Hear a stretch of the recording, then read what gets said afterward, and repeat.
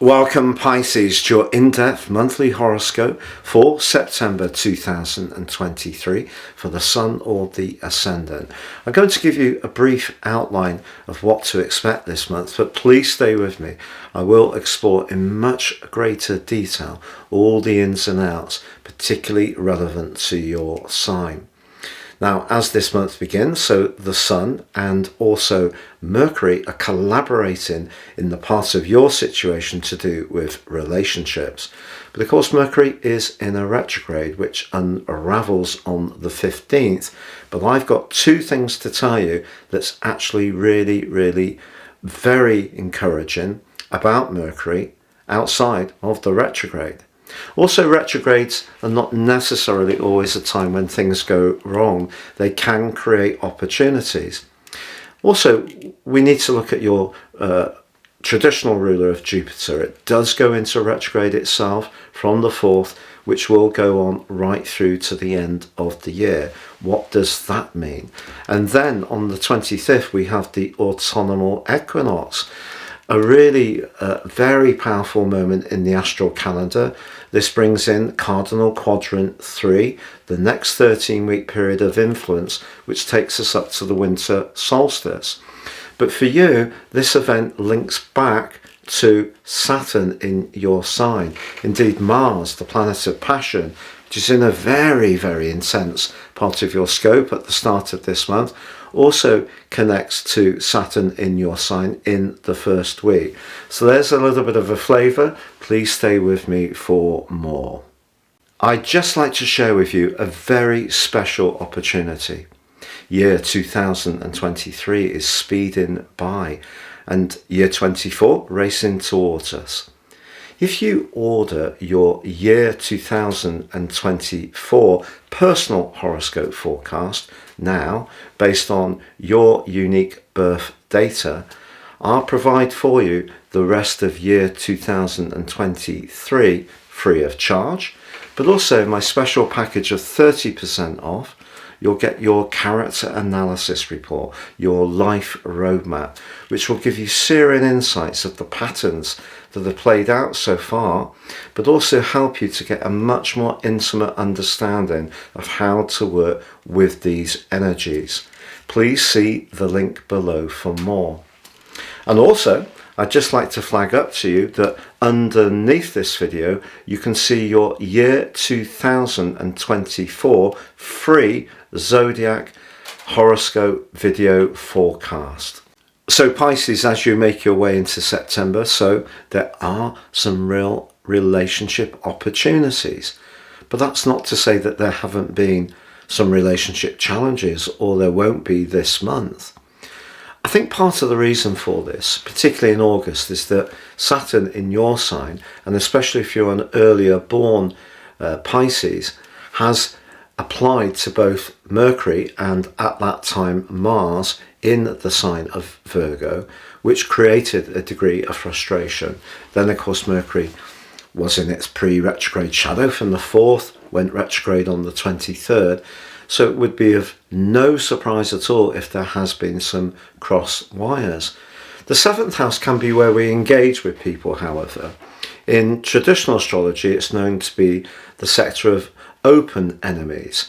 But I feel it's more the people we sometimes know we have to deal with, whether it's clients, customers, colleagues that may not be quite our cup of tea, but we still have to have a level of collaboration.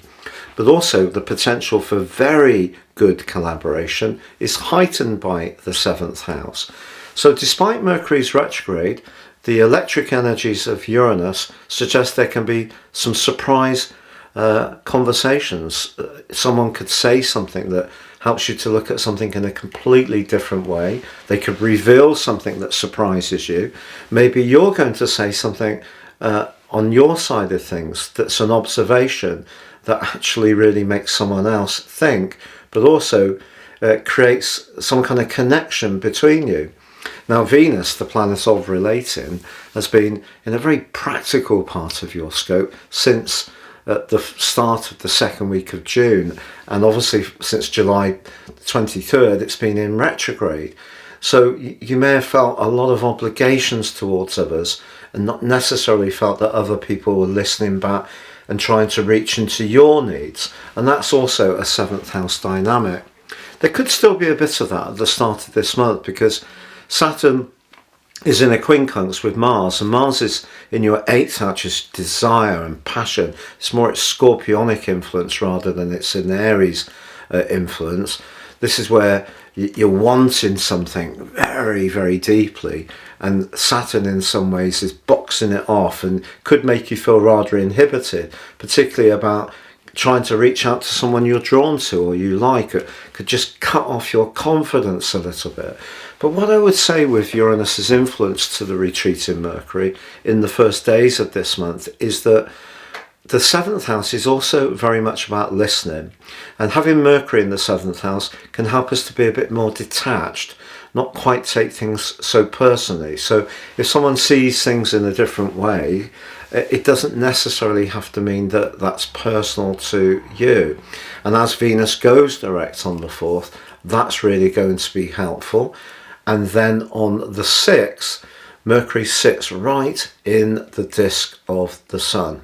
So it's a conjunction, but it's so exact, it's a cazimi. And that means that because of the retrograde status of Mercury at this time, it's an inferior conjunction. But as we see it from Earth, the Sun is powering up Mercury's energy. So that detachment, which may be something that doesn't necessarily get associated with your sign, because you can be very drifty and dreamy and things are moving around, it can help you to have more clarity about what you need from relationships of all kinds, but also what other people need to gain from you. So you can be a bit more dispassionate about relationships of all kinds.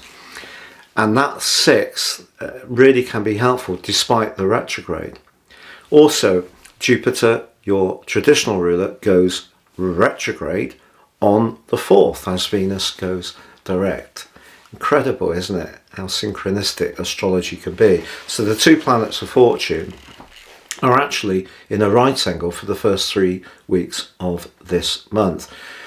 So the 3rd house energy of Jupiter, the 6th house energy of Venus could see you try a little bit too hard to people please. But Jupiter going backwards right to the end of the year is just asking you to be really open to thinking about your value systems, the way you express yourself, and trying to grow really, because that's really what Jupiter's about, trying to grow your understanding of some of your thought processes. A lot of our beliefs, I feel, are really built into us when we're very young, and also our, our sense of values as well. Slightly different, because I feel the beliefs is a bit more intellectual, because it's more Aries, it's more Gemini, the values is more Taurus. But I feel that it is a really good time to rethink these and just check out whether you're holding on to some modes of being, because Jupiter can actually be quite dogmatic and quite belligerent in some ways. So the retrograde in the 3rd house just says, can I learn something about myself by exploring inside myself some of the ways that I think and speak and interact with people? It could be really quite valuable doing that. But obviously Jupiter, can be about being very positive and progressive. The 3rd house can be about short journeys, can be about learning. If you do work in technology, for example, perhaps a different dimension can develop in your work, or if you have your own blog, or you do want to publish something which Jupiter governs, this may be the time that you can get your head down and actually do the hardcore writing. So interesting, Jupiter in the 3rd house.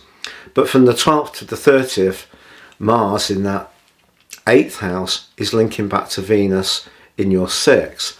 Now that can work very well for you financially. So if you need to share with a client or interact with colleagues in a very constructive way, you can use your charm, your relating skills, Venus, but in a way that is very pragmatic and gains you something, the money, Mars. So that's the practical side of it. In terms of relationships, 6-8, is there someone at work who's going to take your fancy? 6th house. Or is it in an existing relationship that there's an opportunity to share the domestic or financial load a little bit better between you? But the 15th sees Mercury end its retrograde and a glorious new moon in Virgo. So this really can provide a platform for the next month for things to improve even more around relationships. And again, Uranus is linking to the new moon. So it's Jupiter retrograde, Uranus to Mercury, Uranus to the new moon, Uranus to Mercury at the end of the month. All of this is saying perhaps it's time to think in a bit of a different way, because you can actually reach into more situations and find more ways to connect that can be good for you. Also, from the 18th to the 23rd, the evolving position of the Sun in your sector relating to the position of Pluto in your sector of your future, but also where you can collaborate with friends. Again, something really quite significant could happen. I think if you're single and you would really like to meet someone and you are making yourself available, this can be quite a powerful month with positive potential. If you're in a relationship which has been bumping along the bottom a little bit and there's been maybe a lot of withholding of energy, particularly in August, there's a chance to try and address that, but it may mean discussing things in an open and honest way. Uranus, higher truths in your third house of everyday chat, but it's a choice. 25th sees the autumn equinox, the autumnal equinox, and the start of cardinal quadrant 3 for you, house 8, very deep, passionate, transformational, just like where Mars is. Again, like Mars, immediately connects to Saturn in your sign. So 8th, first house energy. The first house is about you, the individual. The 8th house is where you can take the conversation, the two-way, trying to meet in the middle energy of the 7th house and take it forwards to something much more connected, much more invested, much more dedicated. But you're going to need to feel ready for that. And if there is a blockage still, it's going to show itself. And also around any kind of relationship, around finances, the full moon of the 29th, 2nd, 8th house, there may be dialogue around that. But also the 2nd, 8th house is we're back into the issue of values again. You could encounter someone, for example, who has a different financial situation for you. Don't discount that if you would like to stay open-minded. And also Venus is clashing with Uranus on the same day. There may be a need to continue to revolutionize your thinking in order to gain from your relationships.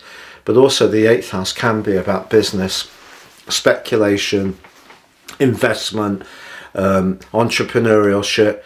And maybe if you have got the Sun or other inner planets quite at the front end of Pisces, with Saturn having rewound almost back to the start of where it entered on the 7th of March, I feel that again you could feel just a little bit of a blockage to really go for it. But I think as Mercury ends its post-retrograde shadow, as the month completes, it's all there for you.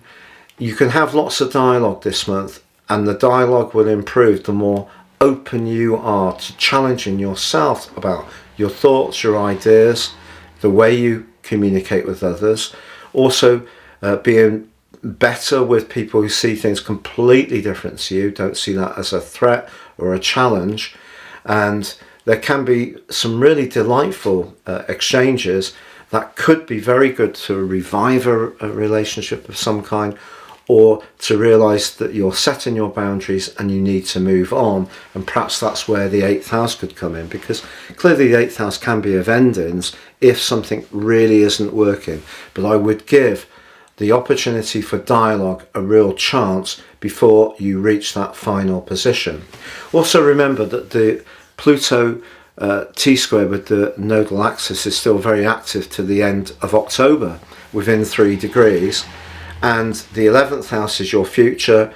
Again, don't discount people because maybe they have a different attitude to resources or come from a different background, better off, worse off. All these things. Don't make superficial judgments on where people are coming from. So there's a lot of encouragement to stay very, very open-minded and flexible and just see where that takes you. Unless we have dialogue, we can't open the door to the next stage of closeness with someone. That's how I see it. It's been a real pleasure being with you, Pisces. I'm wishing you all the best, and please like, comment, share or subscribe.